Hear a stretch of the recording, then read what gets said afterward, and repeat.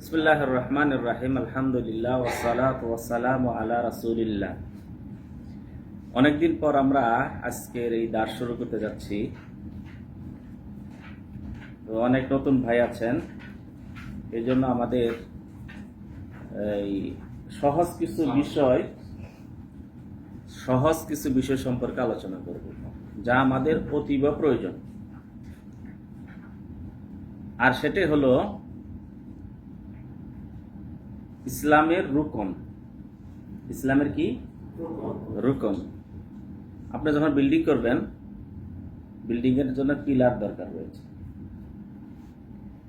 তো ইসলামেরও পিলার কয়টি? 5টি। ইসলামের পিলার কয়টি? 5টি। তো প্রথম যে উত্তরটি, সেটা একজনের কাছ থেকে, আমাদের দেশে যেভাবে বলে, একজনের কাছ থেকে একরকম মেনে নেওয়া যাবে, আর একজনের কাছ থেকে মেনে নেওয়া যাবে না। উত্তর একটাই, সেটা কি? সেটি হলো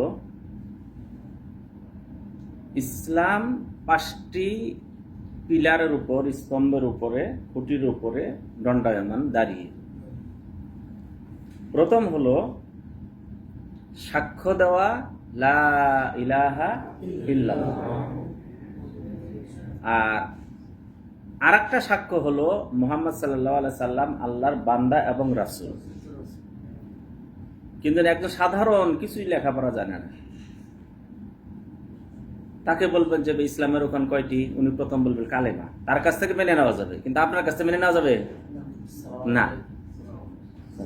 কালেমা বললে বোঝা যায়, কিন্তু পূর্ণ বিষয়টা পাওয়া যায়নি, তাই না? রাসূল কি বলছেন? আন তাশহাদা আল্লা ইলাহা ইল্লাল্লাহ, তুমি সাক্ষ্য প্রদান করবে আল্লাহ ছাড়া কোনো সত্য মাবুদ নেই। আরো সাক্ষ্য প্রদান করবে মুহাম্মদ সাল্লাল্লাহু আলাইহি সাল্লাম আল্লাহর বান্দা এবং রাসূল। রাসূল আগে না বান্দা আগে? আগে বান্দা। আগে কি? বান্দা। তো প্রথম হলো এটি, ইসলামের রুকনের প্রথম কোনটি? কালেমা। এই কালেমা কোনটি? লা ইলাহা ইল্লাল্লাহ, আশহাদু আল্লা ইলাহা ইল্লাল্লাহ ওয়া আশহাদু আন্না মুহাম্মাদান আবদুহু ওয়া রাসূলুহু। একটা বিষয় বুঝবেন, কিছু বিষয় আছে ওই সমাজে আপনি যেভাবে আছে এইভাবে বুঝাতে পারবেন না। যেভাবে আছে এইভাবে বুঝাইতে আসেন, এইদিকে বোঝা গেছে? যেভাবে আছে ওইভাবে বুঝাতে পারবেন না, তাকে সহজ ভাষায় বুঝাইতে হবে। রাসূল সাল্লাল্লাহু আলাইহি ওয়াসাল্লাম তাই বলছে যখন কাউকে বুঝাইতে যাবে, তারা যেভাবে বুঝে ওইভাবে বোঝানোর চেষ্টা করে। কেন আপনি বলবেন যে কি বলে, একটা বিষয়কে ওই গদ বেঁধে আপনি নিয়ে আসছেন, কিন্তু আপনার সামনে যারা আছে তারা এইভাবে বুঝবে না। তারা এইভাবে কি সহজ ভাষায় বুঝাইতে হবে। একজন সাধারণ মানুষকে কাছে যখন যাবেন, তখন আপনি বুঝাবেন যে ইসলামের রুকন কয়টি। এখন তাকে যদি বুঝাইতে যান, ইসলামের প্রথম রুকন হলো তুমি সাক্ষ্য দিবে আল্লাহ ছাড়া কোনো সত্য মাবুদ নেই, তুমি আরো সাক্ষ্য দিবে নবী মুহাম্মদ সাল্লাল্লাহু আলাইহি সাল্লাম আল্লাহর বান্দা এবং রাসূল। একটা মুখস্থ করতে তো অবস্থা খারাপ। ওকে আপনি কিভাবে বুঝাবেন? ওয়ালাইকুম আসসালাম। ওনাকে কিভাবে বুঝাবেন?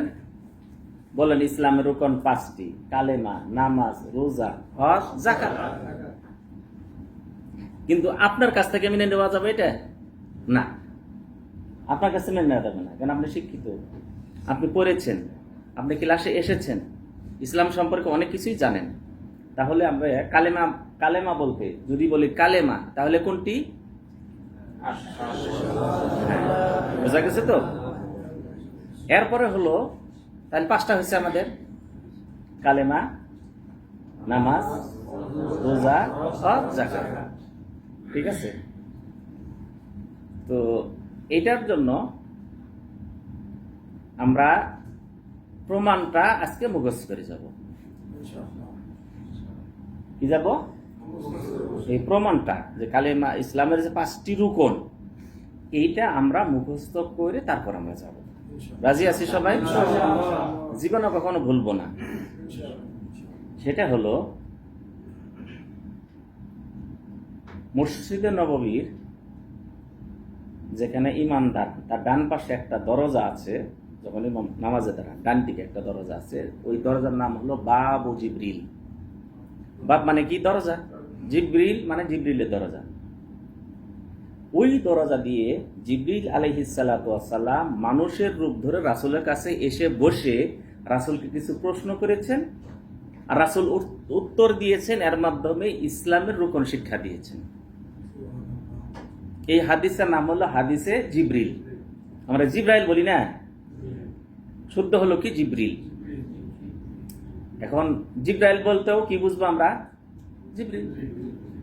এখন কেউ যদি মনে করে আমি জিবরিল বলতে পারি, জিব্রাইলে বলি আসছে, এটা মুখস্থ করা থেকে একদিন কেন নষ্ট করব? আপনি জিবরিল বলেন, জিব্রাইলই বলেন, সমস্যা নাই। ওই জিব্রাইল বলতে আপনি কি বুঝাচ্ছেন? জিবরিল আলাইহিস সালাতু ওয়াস সালাম। তো জিবরিল আলাইহিস সালাতু ওয়াস সালাম এসে রাসূল সাল্লাল্লাহু আলাইহি সাল্লামের সামনে এসে বসলেন, আর এমন ভাবে আসছেন, সাহাবা বলছেন যে একটা লোক আসলো, তার শরীরের জামা সাদা ধবধবা, মাথার চুল কালো কুচকুচে, আমরা কেউ তাকে চিনি না, আমরা কেউ তাকে চিনি না। সফরের যে আলামত, সফরের আলামত নেই। লোকটি কেমন?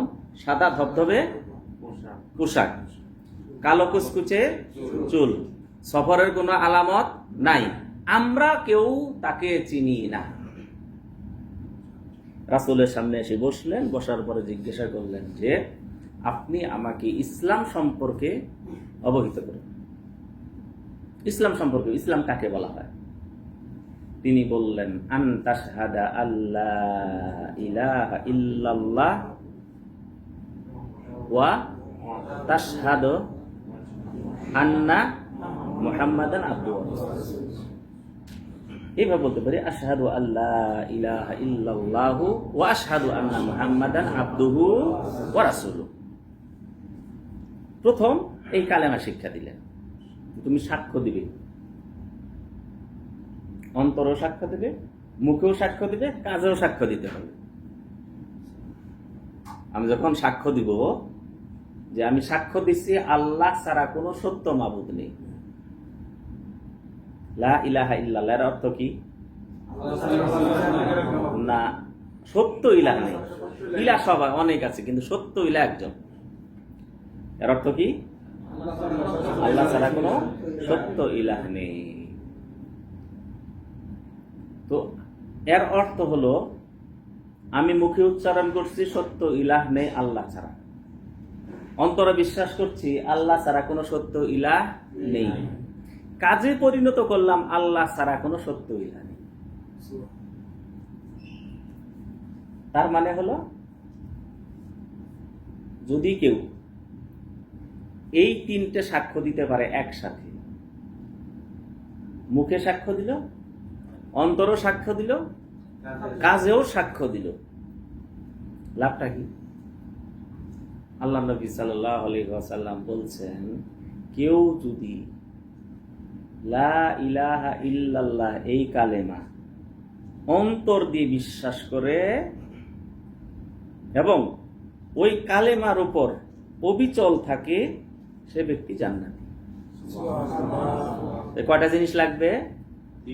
3টা। কালেমা যখন পাঠ করবো কয়টা জিনিস লাগবে?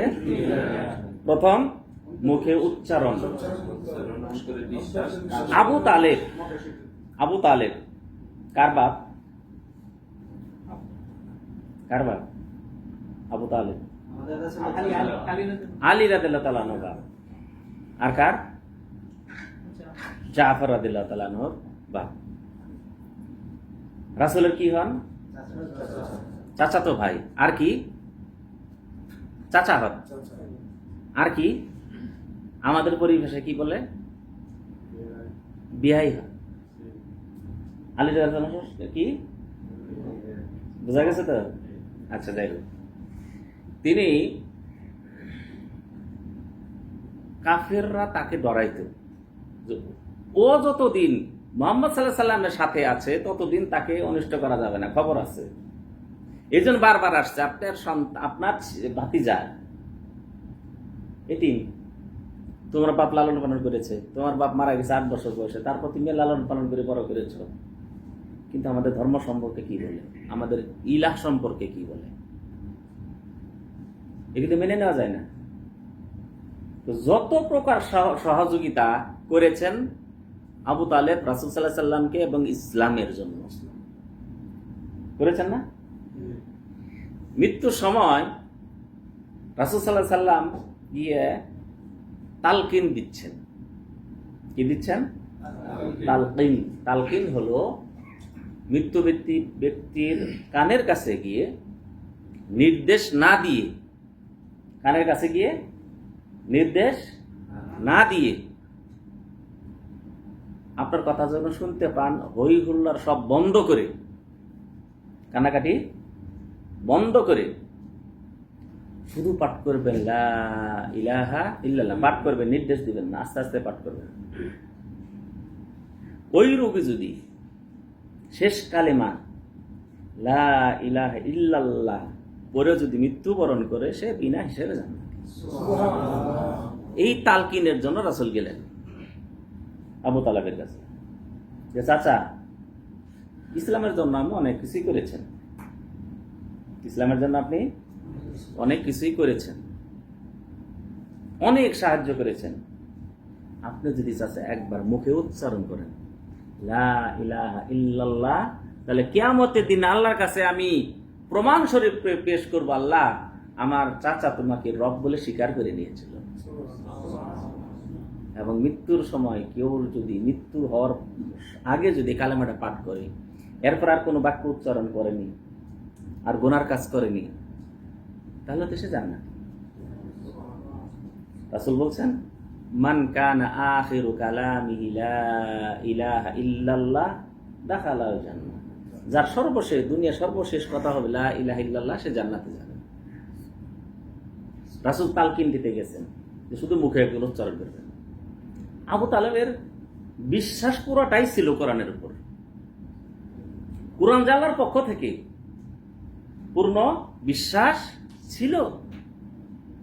এবং বিশ্বাস ছিল বলেই তো যখন তাদেরকে বয়কট করা হয় 3 বছরের জন্য, রাসূলের সাথে আবু তালেবও ছিলেন সেখানে, না পানি যেতে দিয়েছে, না কিছু খাদ্য যেতে দিয়েছে, গিরিপথ বন্ধ, গাছের পাতাকে জীবন ধারণ করে সেখানে আবু তালেব।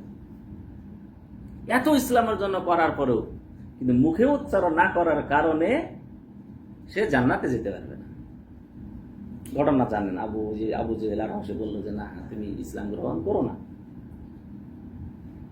তো আবু তালেব মুখে উচ্চারণ না করার কারণে সে জাহান্নামী।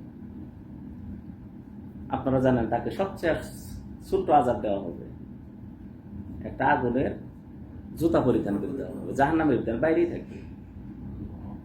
সে মনে করবে সবচেয়ে বড় সাজা আমাকে দেওয়া হচ্ছে, লা ইলাহা ইল্লাল্লাহ। ওই জাহান্নাম থেকে কত বাঁচতে হবে। তো যাই হোক, আবু তালেব মুখে উচ্চারণ না করার কারণে সে কাফের হয়ে মৃত্যুবরণ করলো। তাহলে মুখে উচ্চারণ থাকতে হবে, আর উচ্চারণটা কেমন হতে হবে? বিশ্বাসে উচ্চারণ হতে হবে। বিশ্বাসে উচ্চারণ পর্যন্ত বিদেশ আসছেন না? হ্যাঁ, বউ বলে দিছে একটা আমাকে স্মরণ করবে, তো আসি ওই সকালে সব শোয়ার আগে বইয়ের নাম স্মরণ করে 10 বার করে, বউ যাওয়ার সময় স্মরণ করে 10 বার করে। এর স্মরণ, বউ কি স্মরণ করতে বলছে বুঝছেন তো? ফোন দিতে হবে, টাকা পাঠাইতে হবে, খরচ পাঠাইতে হবে, তাকে নির্যাতন করে কিনা বাড়িতে দেখতে হবে, তাই না? এইটাই অর্থ না? আপনাকে এখন বউকে বিশ্বাস করে আসছেন যে না, তোমার কথা আমি স্মরণ করব, এই স্মরণে কাজ হবে না। আল্লাহর উপর বিশ্বাস যেটা, আল্লাহর উপর যে বিশ্বাস যেটা লা ইলাহা ইল্লাল্লাহ, আমি যখন জাগ্রত অবস্থায়, ঘুমন্ত অবস্থায়, খাদ্য গ্রহণের অবস্থায়, চাকরির অবস্থায়, কথা বলা অবস্থায়, প্রতিটি ক্ষেত্রে আমি লা ইলাহা ইল্লাল্লাহকে সামনে রাখবো। কি রাখবো? সামনে রাখবো। আমি বাজারে যাচ্ছি, লা ইলাহা ইল্লাল্লাহ কালেমাকে আমি সাথে রাখবো। যদি রাখতে পারি, রাসূল সাল্লাল্লাহু আলাইহি ওয়াসাল্লাম বলছেন, এক সাহাবী এসে বলে, ইয়া রাসূলুল্লাহ, আমাকে অল্প কিছু শিক্ষা দেন, অল্প কিছু শিক্ষা দেন, যাতে করে ওই শিক্ষার আলোচনা করে সংক্ষেপে যেন জান্নাত যেতে পারে। আল্লাহ নবী সাল্লাল্লাহু আলাইহি ওয়াসাল্লাম বলবেন যে, বলবে লা ইলাহা ইল্লাল্লাহ এবং কালেমাকে তুমি ধরে রাখবে। কালেমাকে কি করবো? ধরে রাখবো। আজ কালেমা ধরে রাখতে গেলে মানুষ পাগল করবে এবং বলেও পাগল। কালেমাকে ধরে রাখতে গেলে কি করবো? মানুষ পাগল করবে। আজকে আপনি একটা কুরবানি দেন, কি করবেন? দেশে একটা কুরবানি দিবেন। কুরবানি দিয়ে যদি দেখলেন যে এলাকায় তো অভাবী অনেক, একটু রেখে সব বিলি করে দিলেন, একটু রেখে, এক বেলা রেখে বা না রেখে কি করলেন? আপনি বিলি করে দিলেন। আপনি কি বলবে? পাগল ছাড়া কিছু বলবে? পাগল তো সৌদি আরব গেছে, পাগল হয়ে আসছে। আল্লাহ নবী সাল্লাল্লাহু আলাইহি ওয়াসাল্লাম বলছেন যে মানুষ চারটে বিষয় দেখেই বিবাহ দেয়, বিবাহ করায়। কয়টা বিষয় দেখে? দেখে দেখতে কেমন, দেখে তার বংশ বুনিয়াদ কি, দেখে তার সম্পদ, এবার দেখে তার সৌন্দর্য।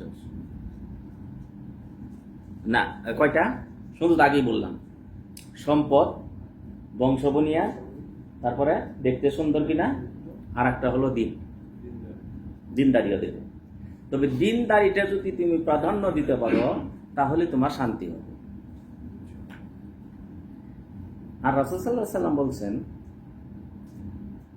যে যাকে দিনের ক্ষেত্রে পছন্দ হবে তার কাছে বিবাহ দাও। যদি না দাও, তাহলে সুদীর্ঘ একটা ফিতনা সৃষ্টি হবে,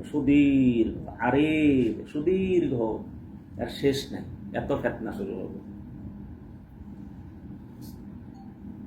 তো যদি আমরা বিবাহ করতে যাই, আজকে প্রবাসী যারা আছেন, ভালোই টাকা কামাইছেন, দেশে গেলেন, যাওয়ার পরে বিয়ে শাদী করবেন, তখন প্রবাস অনেক জায়গায় আছে প্রবাসীকে দিতে চায় না, কিন্তু বেশিরভাগ কিছু এলাকা আছে। কিন্তু আপনার আমার এলাকা তো প্রবাসে গেলেই মানে কি আসার আগেই তো সিরিয়াল দিয়েছে, মেয়ে বিয়ে দিব, তাই না? তো আপনি বিবাহ করতে গেছেন, এখান থেকে গেছেন, ভালোই কামাই আছে, প্রস্তাব আসছে, তো আপনি কি করলেন? খুঁজে খুঁজে দেখলেন যে আমি জান্নাতের পথে চলতে চাই, তাহলে ওই যে রিক্সাওয়ালার মেয়েটা বিবাহ করলে ভালো হবে। রিক্সাওয়ালা দিনদার, তার বউ দিনদার, নামাজি আছে, তার মেয়েটাও দিনদার। যদি এরকম হয়, তাহলে কি হবে? আমার শান্তিটা হবে। আপনি কি করলেন? ওই মেয়েটাকে প্রস্তাব দিয়ে যদি বিবাহ করেন, এলাকার মানুষ মানে 999 জন, 1999 জন বলবে পাগল, দেখেছি এরকম পাগল পাইনি। আরে ভালো ভালো ঘর থেকে আসছে, রিক্সাওয়ালা করে বিবাহ করলো। যদি আপনি এই কালেমা যদি এখনো প্রয়োগ করতে পারেন, শান্তি আসবে। আমাদের এলাকায় যেখানে ছিলাম, এক লোক বলছে যে আমার মেয়ে একটা মেয়ে বিয়ে দিচ্ছি, ওর বাপ ভিক্ষা করতো। ওর বাপ কি করতো? ভিক্ষা করতো। তার ছেলের কাছে বিবাহ দিয়েছি, কিন্তু আর চারটে না কয়টা কথা বলছে, অনেক সম্পদ, কিন্তু সবচেয়ে সুখী আছে আমার এই মেয়েটা। বোঝা গেছে? আজকে যারা অনেকেই সম্পদ কোটি কোটি টাকা কামাই দিচ্ছে, কিন্তু শান্তি, আপনি একটু চিন্তা করবেন শান্তি কোথায়। ঠিক আছে? তাহলে কালেমাকে আমরা কি করব? সাথে নিয়ে রাখবো। তাহলে কালেমার সাথে রেখে কি করবো? 1 নম্বর কথা, বিবাহ করতে যাচ্ছেন, মেয়ে দেখতে যাবেন, কালেমা কেমনে দেখতে বলছে আপনাকে? বন্ধু বান্ধব 4-5 জন নিয়ে যাবেন, না শুধু আপনি যাবেন, মানে আপনার পরিবারের আপনার ভাই যেতে পারবেন না, আপনি যাবেন, আপনার বাপ থাকতে পারে, মা থাকতে পারে, আবার ভগ্নিপতি না, নাহলে কিন্তু দাওয়াত না দিলে ভগ্নিপতি গুলো আমি যাবোই না বিবাহতে। শালার বিয়ে করাইতে যাবো, আমাকে নিয়ে গেল না, না, বোঝা গেছে? যদি বেশি হয়, আপনার মা দেখে আসুক, বোন দেখে আসুক, পরে আপনি দেখেন, চূড়ান্ত দেখা আপনার হবে, চূড়ান্ত দেখা কি হবে? আপনার হবে। আর আপনি এইভাবে যদি বিবাহ করতে পারেন, এর অর্থ হলো কি? আপনাকে কালেমা নিয়ে বিবাহ করতে গেছেন। কি নিয়ে বিবাহ করতে গেছেন? কালেমা নিয়ে বিবাহ করতে। আপনি যদি ঘুমাইতে যান, কালেমা নিয়ে কি করতে গেলেন? ঘুমোতে গেলেন। কালেমা নিয়ে আপনি ঘুমাইতে গেছেন। আর এই কালেমা নিয়ে যদি ঘুমাইতে পারেন, আর ওই ঘুমে যদি শেষ মৃত্যু হয়, তাহলে আপনি জান্নাতি। কেমনে? আল্লাহ নবী সাল্লাল্লাহু আলাইহি সাল্লাম বলছেন, যার সর্বশেষ কথা হবে লা ইলাহা ইল্লাল্লাহ। যতই কথা ফেসবুক দেখছেন, মনে করেন না যে খারাপ দেখার আমি অনুমোদন দিচ্ছি, না, দেখছেন, আপনি বাড়িতে কথাও বলছেন, ঝগড়াও করেছেন, কিন্তু সর্বশেষ কথাটা কি হবে? এটা বলে ঘুমিয়ে যান। এটা বলে কি যান? ঘুমিয়ে যান। নিশ্চয়তা দিয়েছেন রাসূলুল্লাহ সাল্লাল্লাহু আলাইহি ওয়াসাল্লাম, বলছেন যার সর্বশেষ কথা হবে লা ইলাহা ইল্লাল্লাহ, সে জান্নাতি। আপনি ঘুমাইতে যাচ্ছেন, নিশ্চয়তা আছে নাকি? আল্লাহ তাআলা কি বলছেন জানেন? যে ঘুমের সময় আমি আত্মাটা নিয়ে নিয়ে যাকে ইচ্ছা করি ফেরত দিই, আর যাকে ইচ্ছা করি না তাকে আর জান্নাত ফেরত দেই না। আল্লাহ ফেরত দেন নাই। এটা আপনি বলবেন যে হাই সুবহানাল্লাহ, লোকটা কি যে, মানে কোনো রোগ ছিল না, কিছু না, একটা জোয়ান মানুষ, রাতে ঘুমাতে সকালে মরে আছে, কোনো রোগ নাই। আরে আল্লাহ তাআলা তাকে আর ফেরত দেন নাই, রূহ নিয়েছেন, আর কি করেন নাই? ফেরত দেন নাই, শেষ। তাহলে কি করতে হবে? আমাদের কালেমা নিয়ে ঘুমাইতে হবে। কালেমা নিয়ে আপনি বাজারে যাবেন কেমনে? কালেমা নিয়ে বাজারে কেমনে যাবেন? আল্লাহ নবী সাল্লাল্লাহু আলাইহি সাল্লাম বলছেন, কেউ যদি বাজারের প্রবেশের সময় এই দোয়াটা পাঠ করে, জিকির, আমরা বলছি জিকির বলতে ওই যে লা ইলাহা ইল্লাল্লাহ মানে মাথা না, জিকির, কোরআন তেলাওয়াত জিকির, সালাতের পরে সুবহানাল্লাহ আলহামদুলিল্লাহ পড়বেন, এটা জিকির, সালাতের পরে আপনি আয়াতুল কুরসি পড়বেন, এটা জিকির, সালাতের পরে সূরা ইখলাস পড়বেন, এটা জিকির, ঘুমাইতে যাওয়ার সময় যা পড়বেন দোয়া, এগুলি সবই জিকির। অন্যদিকে কি দোয়া করছেন? কার জিকির? আল্লাহ জিকির। তো যে ব্যক্তি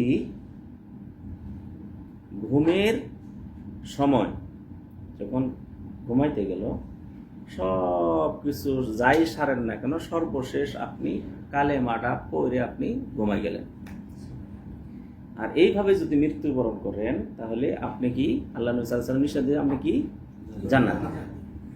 তো আমরা বাজারে যখন যাচ্ছি, তখন আমি কিভাবে বাজারে যাব? রাসূলুল্লাহ সাল্লাল্লাহু আলাইহি ওয়াসাল্লাম বলছে, কেউ যদি বাজারে প্রবেশের সময় লা ইলাহা ইল্লাল্লাহু ওয়াহদাহু লা শারীকা লাহু লাহুল মুলকু ওয়া লাহুল হামদু ওয়া হুয়া হাইয়্যুল লা ইয়ামুতু ওয়া হুয়া আলা কুল্লি শাইইন কাদির। এরপরে কেউ যদি এতটুকু না পারে, ওই যে ওয়া হুয়া হাইয়্যুল লা ইয়ামুতু, এটাও যদি না বলে, এতটুকু অনেক সময় কষ্ট হয়ে যায়, অন্যভাবে মুখস্থ করা আছে, তার জন্য যথেষ্ট। আল্লাহ নবী সাল্লাল্লাহু আলাইহি ওয়াসাল্লাম বলছেন, বাজারে প্রবেশের সময় এই দোয়া পড়ে যদি কেউ প্রবেশ করে, তার আমল নামায় 10 লক্ষ নেকি লিখে দেওয়া হয়। কালেমা কি করেছি আমরা? কালেমা। তাহলে এই কালেমা আমাকে সাথে নিয়ে থাকতে হবে। তাহলে মুখে আমি কি সাক্ষ্য দিচ্ছি? সত্য সাক্ষ্য। কি সাক্ষ্য দিয়েছি? সত্য সাক্ষ্য। আজকাল বিবাহ হচ্ছে না? বিবাহ, আরে তোমাকে তো আমি তো মানে এত সুখে রাখবো, শেষ পর্যন্ত দেখা গেল 2 দিন থেকে পালাই গেছে। তাহলে তার সাথে যে সাক্ষ্যটা ছিল সত্য না, তা মিথ্যা ছিল। আল্লাহর সাথে যখন আপনি বলবেন লা ইলাহা ইল্লাল্লাহ, এর অর্থ হলো কি? কুল ইন্না সালাতি ওয়া নুসুকি ওয়া মাহইয়ায়া ওয়া মামাতি লিল্লাহি রাব্বিল আলামিন। তাহলে হতে হবে কালেমা পাঠ করলেন, আপনার শরীর, জীবন, মরণ, আপনি যা করবেন, সালাত আদায় করেন, সিয়াম পালন করেন, অথবা আপনি যে কোনো বিসর্জন দেন না কেন, কুরবানি যাই করেন না কেন, সব কিছু একমাত্র আল্লাহর জন্য।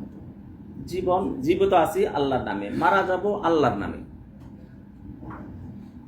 এটাই তো ইব্রাহিম আলাইহিস সালাতু ওয়াস সালামের মিল্লাতে ইব্রাহিমের মূল মন্ত্র। ইব্রাহিম আলাইহিস সালাম জাতির পিতা না? হ্যাঁ, কি পিতা? ভালো করে বুঝুন। আর ইব্রাহিম আলাইহিস সালাম, আদম আলাইহিস সালাম আদি পিতা। তো মিল্লাতি পিতাকে, হ্যাঁ, জাতিকে আমরা মানব জাতির পিতাকে আদম আলাইহিস সালাম, জাতির পিতাকে আদম আলাইহিস সালাম। মিল্লাতে পিতাকে মিল্লাতা আবিকুম ইব্রাহিম, তোমাদের পিতা ইব্রাহিম আলাইহিস সালামের মিল্লাতি পিতা উনি। এটি নিয়ে ঝগড়া করেন না দেশে, বোঝা গেছে তো? হ্যাঁ, তার অনুসারী মিল্লাত, বোঝা গেছে? আদর্শের পিতা, বোঝা গেছে তো? তাহলে এটার সাথে মিলে দেন, এটি নিয়ে কত ঝগড়া, এগুলি ঝগড়া না। একটা চিন্তা করেন, জাতির পিতা, জাতি আমরা মানব জাতি না বান্নর জাতি? মানব জাতির আদি পিতাকে আমরা বলি আদি পিতা। উনি হলেন মানে জাতির পিতা। মুসলিম মানে মুসলিম জাতি, তারপর কাফের জাতি, মানে মানব জাতির পিতা হলেন কে? আদম আলাইহিস সালাতু ওয়াস সালাম। ধর্মীয় পিতা কিসের জন্য বলা হয়েছে জানেন? ইব্রাহিম আলাইহিস সালাতু ওয়াস সালাম, তার ছেলের নাম কি? আর একজন ইসহাক। ইসহাকের ছেলের নাম কি? ইয়াকুব সাল্লাল্লাহু আলাইহি সাল্লাম ছেলের নাম কি?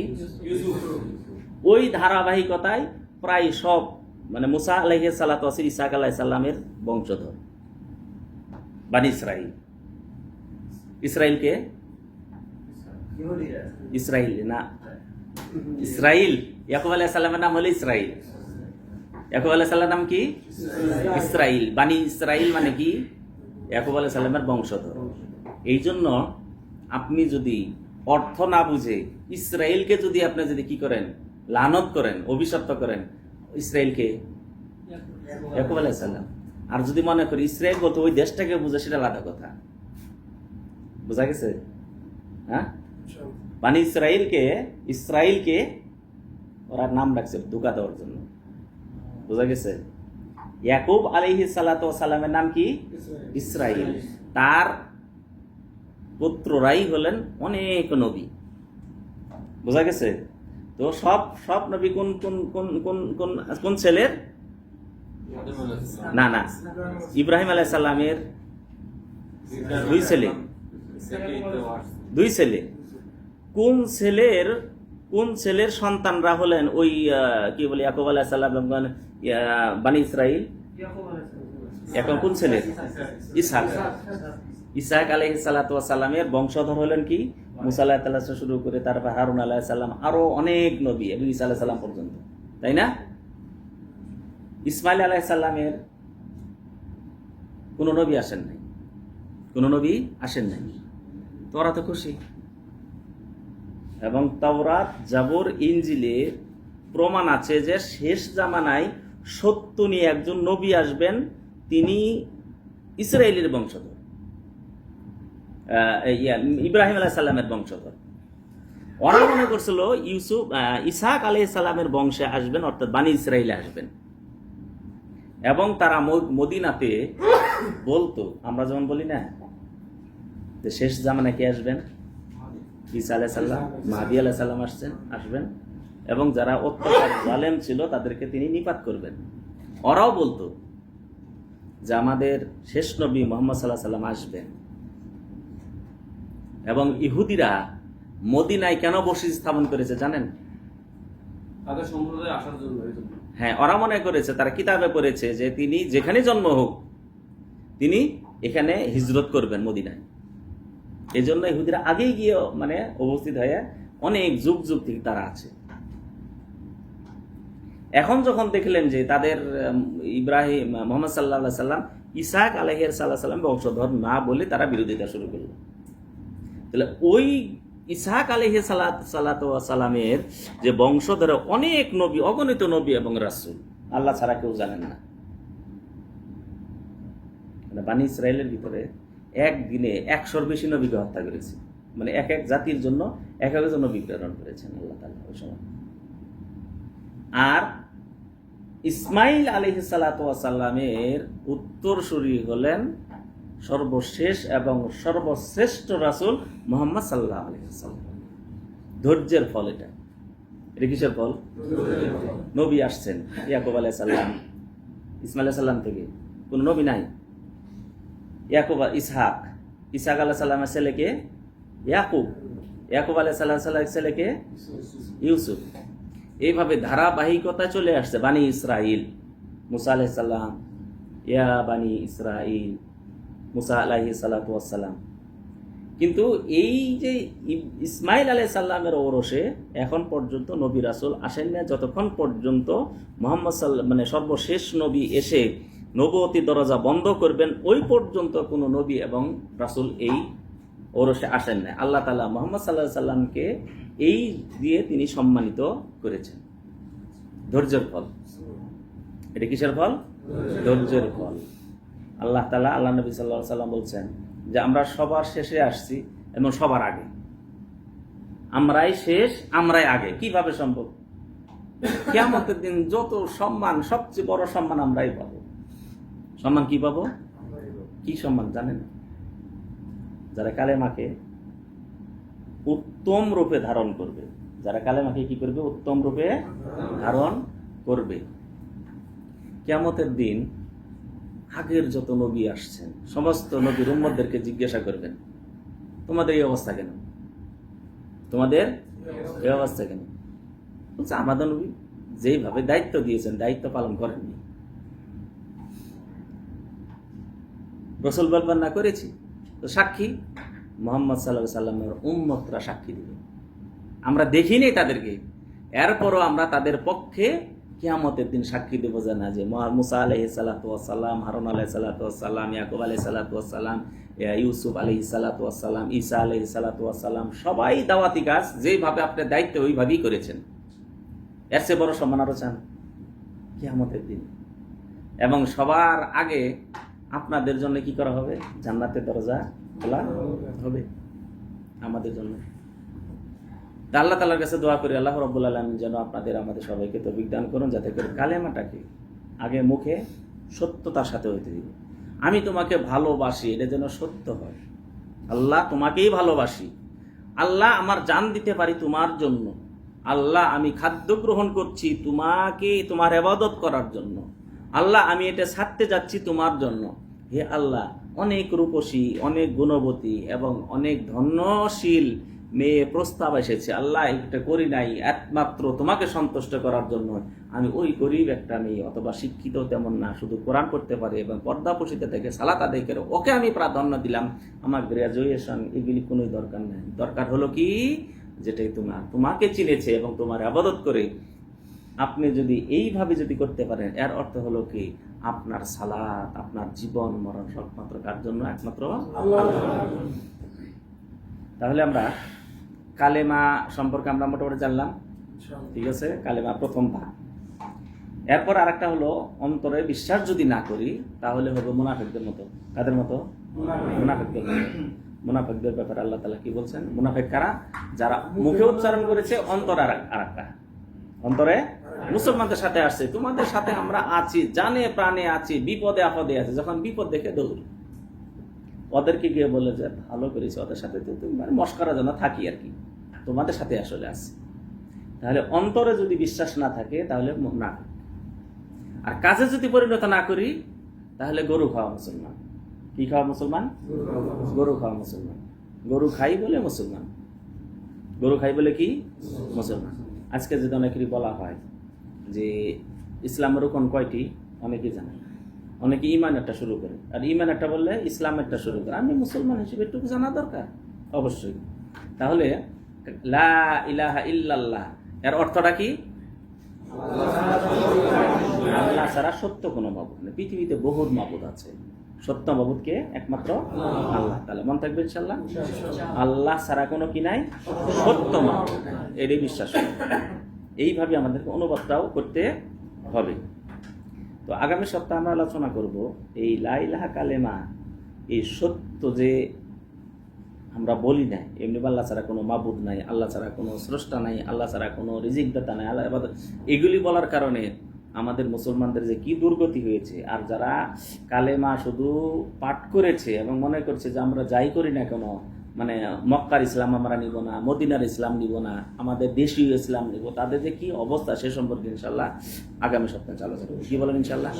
কেন আমরা এমন পরিবেশে আসছি, এমনও হতে পারে, এমন পরিবেশে আছি, এমনও হতে পারে যে আমাদের ঈমান চলে গেছে আমরা জানি না, এরকম যেন না। আল্লাহ তাআলার কাছে দরকার, আল্লাহ তাআলা আপনাদের আমাদের সবাইকে তৌফিক দান করুন। আসসালামু আলাইকুম ওয়া রাহমাতুল্লাহি ওয়া বারাকাতুহু।